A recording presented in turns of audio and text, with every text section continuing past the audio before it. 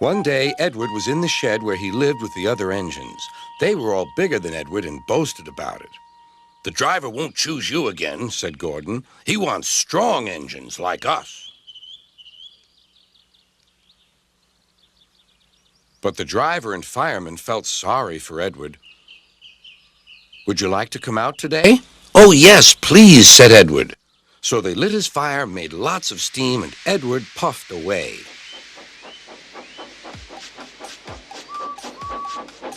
The other engines were very cross at being left behind.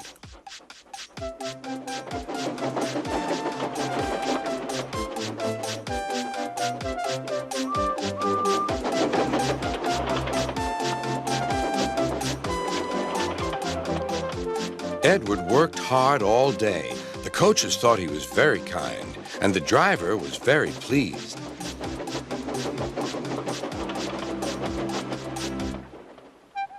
"I'm going out again tomorrow," Edward told the other engines that night. "What do you think of that?"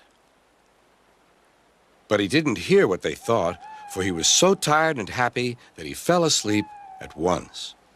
Next morning, Edward woke up to find nothing had changed. Gordon was still boasting. "You watch me, little Edward, as I rush through with the express. That will be a splendid sight for you. Goodbye, little Edward. Look out for me this afternoon."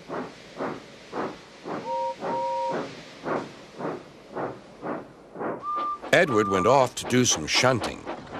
He liked shunting. It was fun playing with freight cars. He would come up quietly and give them a push. Then he would stop, and the silly freight cars would go bump into each other. "Oh!" they cried. "Whatever is happening?"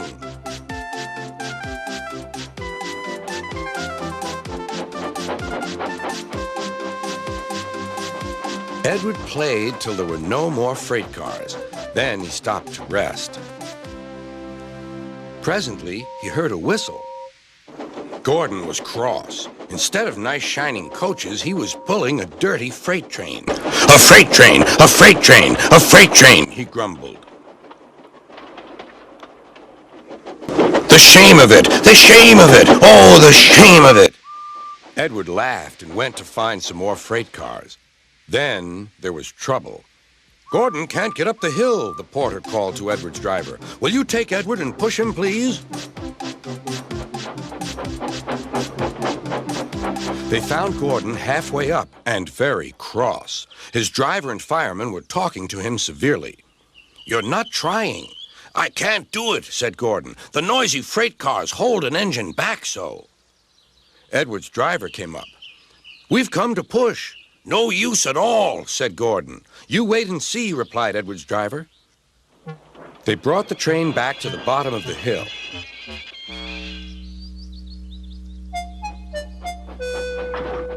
"I'm ready," said Edward. "No good," grumbled Gordon. They pulled and pushed as hard as they could.